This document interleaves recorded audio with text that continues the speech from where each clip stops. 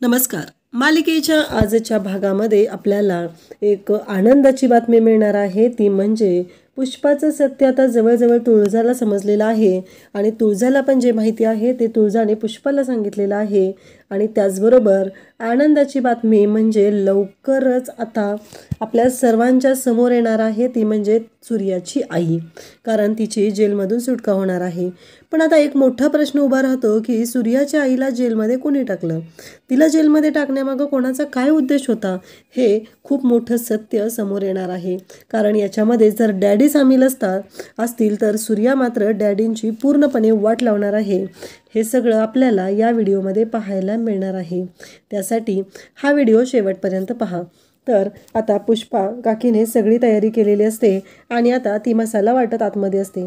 हे सगळेजण आत येतात आणि पाहतात तर काय, एवढी छान तयारी, दारात रांगोळी असते, तुळशीची सजावट केलेली असते. हे सगळं पाहून आता सगळ्यांना छान वाटत असतं. पुष्पा काकी म्हणत असते की तुम्ही जा आराम करा, मी तोपर्यंत जेवणाचं बघत आहे. धनूच्या लग्नाची काळजी करायची अजिबात गरज नाही, असं पुष्पा काकीचं म्हणणं असतं. त्याचबरोबर आपल्याला पाहायला मिळतं की इकडे तुळजा जेव्हा देवाला दिवा लावते आणि तुळशीच्या समोर दिवा लावायला येते तेव्हा तुळजाला धक्का बसलेला असतो. कारण तुळजाच्या समोर जे आलेलं असतं ते पाहून तुळजा खरंच धक्का बसल्यासारखी पाहत असते.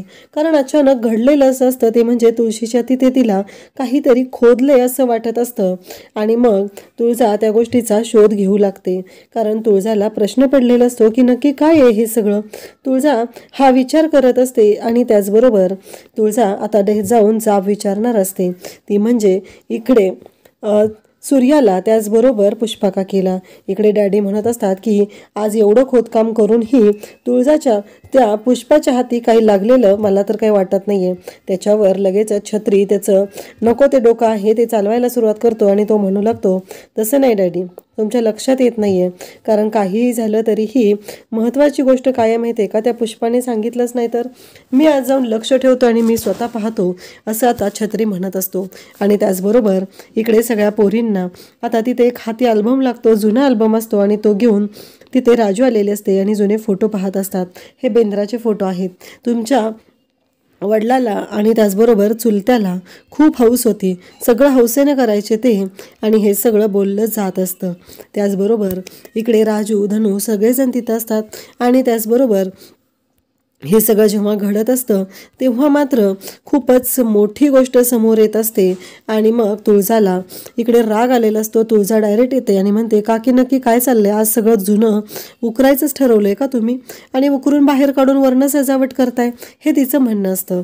तर इकडे ती हवालदार आलेली असते आणि ती म्हणत असते आशाताई खरंच आज ना इकडे सुप्रिटेंडेंट साहेब पण आले होते, तुमचं कौतुक करत होते, म्हणत होते आदर्श कैदी जर पुरस्कार असताना तर तो आशाताईंना द्यायला पाहिजे होता. कारण आशाताई ज्या आहेत ना त्या खरंच खूप जबरदस्त अशा आहेत. आशाताईमुळंच आज जेलमध्ये कैदी कसा असावा हे आशाताईंकडे बघून कळतं. कारण इतक्या चांगल्या त्या आहेत हे बोललंच जात असतं. आशाताई मात्र तिथे टोपली विणायचं काम करत असतात. आशाताई म्हणजे सूर्याची आई.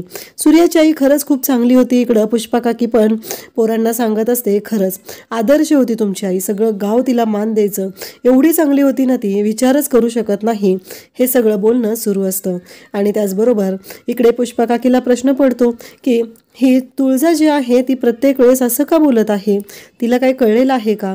पुष्पा काकी हसत असते, पोरांबरोबर खूप आनंदाने बोलत असते. एवढं सगळं तिचं सुरू असतं आणि त्याच वेळी तुळजाला मात्र तिच्यावर संशय आलेला असतो.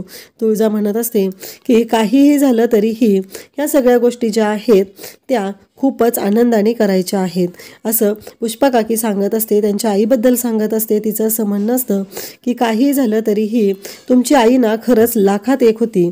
इकडे आता तुळजा पुष्पा काकीच्या मागे येते आणि म्हणू लागते तुमचं नक्की काय चाललंय, तुम्ही कशाच्या शोधात आलेला आहात ते मला कळेल का, कारण तुम्ही प्रत्येक वेळेस वेगवेगळा शोध घेत आहात, मला कळलं पाहिजे, असं म्हणत तुळजाने डायरेक्टली पुष्पा काकीचा तर हातच पकडलेला असतो आणि पुष्पा काकीला विचारत असते मला या प्रश्नांची उत्तरं मिळाली पाहिजेत. उत्तर पुष्पा काकी म्हणत असते मी या घराच्या भल्यासाठी आलेले आहे, जे शोधत आहे ना त्याच्यामुळं सूर्याचं भलंच होणार आहे ना, कोणाचं कधी वाटोळं होईल, एवढं लक्षात ठेव, एवढा विश्वास ठेव माझ्यावर, कारण मी ज्या गोष्टीसाठी आले ती गोष्ट मी इतक्या सहजासहजी मी सांगू शकत नाहीये, माझे हात दगडाखाली आहेत. तर इकडे पुष्पा काकी म्हणत असते, आणखी एक गोष्ट, तू त्या जालिंदरची पोरगी आहे, त्याचं रक्त तुझ्या अंगात आहे. काय माहिती इथे तुला या घरात तेच शोधायला पाठवलं असेल आणि तुझ्याकडून जमलं नाही म्हणून ते आता काम मला सांगितलेलं आहे. हे सगळं पुष्पा काकी म्हणत असते. तेव्हा इकडे तुळजा म्हणत असते, असं काही नाही आहे, याशी माझ्या लग्नाशी डॅडींचा काहीही संबंध नाही. एकतर डॅडी इतका रागराग करत आहेत आणि मला ते कळलेलं पण आहे की काय सत्य आहे ते. जमिनीचे पेपर माझ्या हाती लागलेले पण होते, परंतु नेमके डॅडी तिथं आले आणि ते सगळं सत्य माझ्या हातातनं गेलेलं आहे, असं इकडे पुष्पा काकीला तुळजा सांगत असते. तेव्हा पुष्पा काकी म्हणते, अगदी दमाची आहेस तू, कारण तुळजाने सगळं सत्य सांगितलेलं असतं. तुळजा म्हणत असते की काही झालं तरी सूर्याला मी त्याचा हक्क मिळवून देणार आहे. जोपर्यंत सूर्याला मी त्याचा हक्क मिळवून देत नाही तोपर्यंत मी शांत राहणार नाही, हे मी ठरवलेलं आहे. पुष्पा काकी म्हणते, खरंच तू खूप धीराची आहेस ग, म्हणूनच तर एवढं सगळं करत आहे. आता मला खात्री पटलेली आहे, माझा तुझ्यावरती विश्वास आहे, पण तरीही मी आत्ता जे करायला आलेले आहे, जे शोधायला आलेले आहे, ते शोधून झाल्याशिवाय मी तुला सांगू शकत नाही, असं तुळजा म्हणत असते. आणि तुळजा म्हणत असते, तुळजाला पुष्पा काकी म्हणत असते, त्यावर तुळजाचं असं म्हणणं असतं, काही झालं तरी मी तुमच्याबरोबर आहे, तर जर तुम्ही या घराचं भलं करणार असाल तर. पण एक गोष्ट लक्षात ठेवा, तुम्ही जर ही गोष्ट सूर्यापासून लपवून ठेवली तर हे शक्यच होणार नाही, कारण सूर्याला जर दुसरं कोणाकडून कळलं तर खूप अवघड होणार आहे, कारण सूर्याला ही गोष्ट कधीच सहन नाही, असं तुळजा ही पुष्पा काकीला सांगत असते. परंतु पुष्पा काकी म्हणत असते, अगं तसं काही नाही आहे, मी तुला आत्ता सांगू शकत नाही आहे, हे लक्षात घे ना तू माझं, असं पुष्पा काकीचं म्हणणं असतं.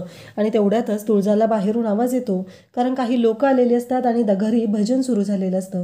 तुळजा येते आणि हे सगळं काय चाललंय हा प्रश्न विचारू लागते. तेव्हा मात्र इकडे सगळ्यांनाच धक्का बसलेला असतो. सगळेजण पाहत असतात आणि म्हणत असतात की हे सगळं काय घडत आहे, कारण काहीही झालं तरीही तुळजाचं असं म्हणणं असतं की नक्की पुष्पा काकीचं काहीतरी चालू आहे.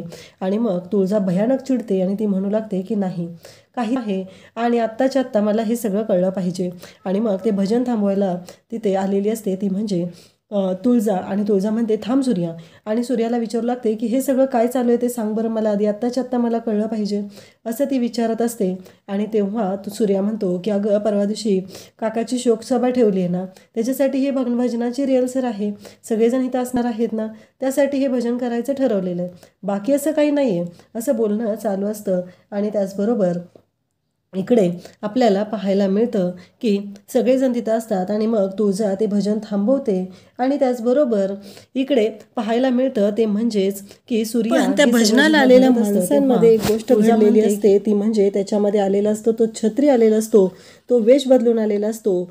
आणि इकडे सूर्याच्या समोर तुळजा आता पुष्पा काकीला घेऊन आलेली आहे आणि म्हणत आहे की आत्ताच्या आत्ता हे सगळं थांबलं पाहिजे, काहीही झालं तरीही हे थांबव सूर्या, कारण काकींना आपल्या सगळ्यांना खूप महत्त्वाचं सांगायचं आहे. आणि तेव्हा छत्री मात्र तिथे मोबाईलचा कॅमेरा ऑन करून बसलेला असतो, कारण छत्रीने ठरवलेलं असतं काहीही झालं तरी आज मी तो पुरावा आणणार आहे आणि डॅडी तुमच्या समोर हे सत्य आणणार आहे की ही बाई तुम्हाला फसवत आहे, हे सगळं त्यांनी ठरवलेलं असतं. आणि त्यासाठी इकडे आता सूर्या आणि तुळजा यांच्यासमोर तो कॅमेरा लावून बसलेला असतो. सूर्या म्हणत असतो की काय चाललंय तुळजा, हे कशासाठी सगळं करतेस तू, काय आहे तुझ्या डोक्यामध्ये, असं सूर्या तिला विचारत असतो.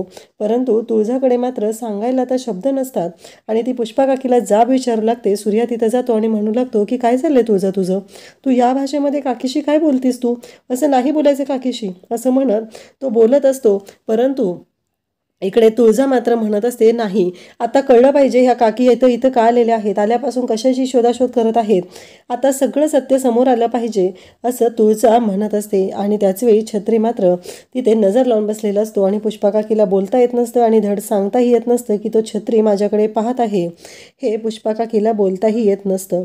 आणि त्याचबरोबर इकडे पाहायला मिळतं की तुळजा मात्र जाब विचारत आहे, खडसावून जाब विचारत आहे. तुळजाचं एकच सुरू आहे की सूर्या आत्ताच्या आत्ता कळलं पाहिजे की हे सगळं काय झालेलं आहे.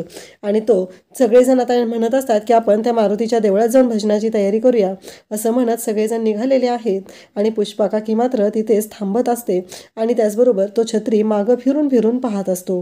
तेव्हा मात्र इकडे आपल्याला पाहायला मिळतं की सूर्या म्हणत असतो की काय चाललंय तुळजा, या भाषेत तू काकीशी का बोलत आहे, नक्की प्रॉब्लेम काय आहे, हे असं का करतेस तू, असं म्हणत सूर्या आता तुळजाला जाब विचारत असतो. सूर्याला तुळजा म्हणत असते तुला माहीत नाही आहे सूर्या, ह्या इथं का आलेल्या आहेत आणि त्यांच्या डोक्यात नक्की काय चालू आहे, ह्या कोणत्या हेतूने इथं आलेल्या आहेत हे कळतच नाही आहे आपल्याला. कारण त्या नक्कीच वेगळ्या कोणत्या तरी गोष्टीसाठी आलेल्या आहेत आणि ते आज कळलं पाहिजे, त्यासाठीच मी तुला विचारत आहे.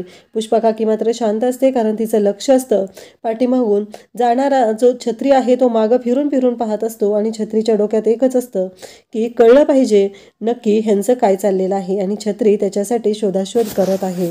आता सूर्या हे सत्य कसं शोधून काढणार हे आपल्याला पाहायला मिळेल. अशाच अपडेटसाठी चॅनलला सबस्क्राईब करा. थँक्यू.